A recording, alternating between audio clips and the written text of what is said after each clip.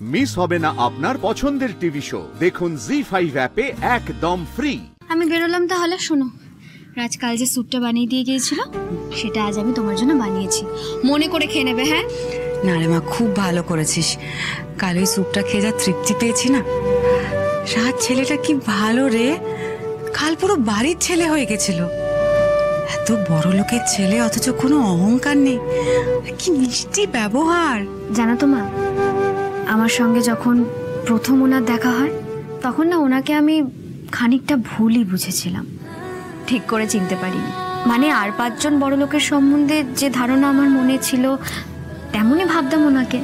কিন্তু সত্যি বলতে কি জানো তো মা, যত দিন যাচ্ছে, যত আমি রাজকে দেখছি, ততই না মানে খানিকটা বড় লোকদের সম্বন্ধে ধারণাটা আমার কিছুটা হলেও পাল্টেছে। আগে ভাবতাম অত্যন্ত বাজে বকেন, খুবই বিরক্তিকর লাগতো, আর উনি আসা মানেই কোনো না কোনো গন্ডগোল হয়েই যেত। কিন্তু এখন দেখছি পুরো উল্টো, উনি ভীষণ ভালো মনের একজন মানুষ, ভীষণ হেল্পফুল। নাহলে দেখলে না, বড় লোক হওয়া সত্ত্বেও কালকে অত রাত্রিবেলা মেকানিক পাচ্ছিলেন না বলে নিজে চলে এলেন ল্যাপটপ ঠিক করতে। বাবা, বাড়ির সবাই তো দেখছি একবারে রাজের প্রশংসায় পঞ্চমুখ। তা শ্রী, তুমি বিয়েটা ঠিক কাকে করতে চলেছো, সতীশকে নাকি রাজকে?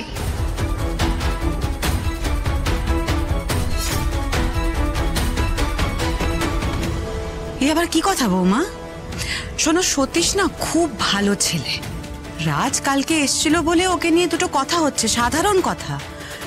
এরপর যখন সতীশের সঙ্গে স্ত্রীর বিয়ে হয়ে যাবে তখন ওদের মধ্যেও ঠিক এতটাই ভালো একটা বন্ধুত্ব তৈরি হবে। বৌদি, রাজের সঙ্গে সতীশের আগে দেখা হয়েছে, তাই প্লিজ অন্তত দুজনের মধ্যে তুলনা টেনে তুমি কথাটা বলো না। কাল আশীর্বাদে রাজ আসবে, সবাই থাকবে, সবাই মিলে আনন্দ করবে। আর প্রত্যেকটা সম্পর্কেরই না একটা সীমারেখা থাকা উচিত, অন্তত সেটুকু বুঝতে শেখো। মা আমি বেরোলাম। বাবা এলাম, দাদা এলাম। সাবধানে যাস।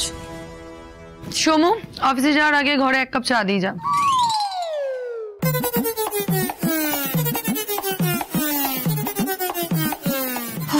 ভগবান, এই শোনো না, বলছি কি, রাজকে তোমার সোমার সাথে কেমন মানাবে বলো দেখি? দাঁড়াও দাঁড়াও দাঁড়াও, এটা তো আমি আগে ভাবিনি।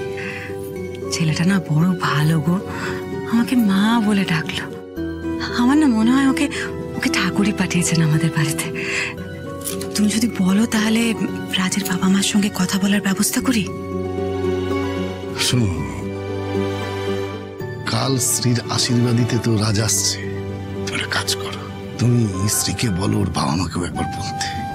না তাহলে কি হবে, ওরা আমাদের বাড়ি ঘর সব দেখে নিল, আমাদেরকে চিনে জেনে নিল, তাই না?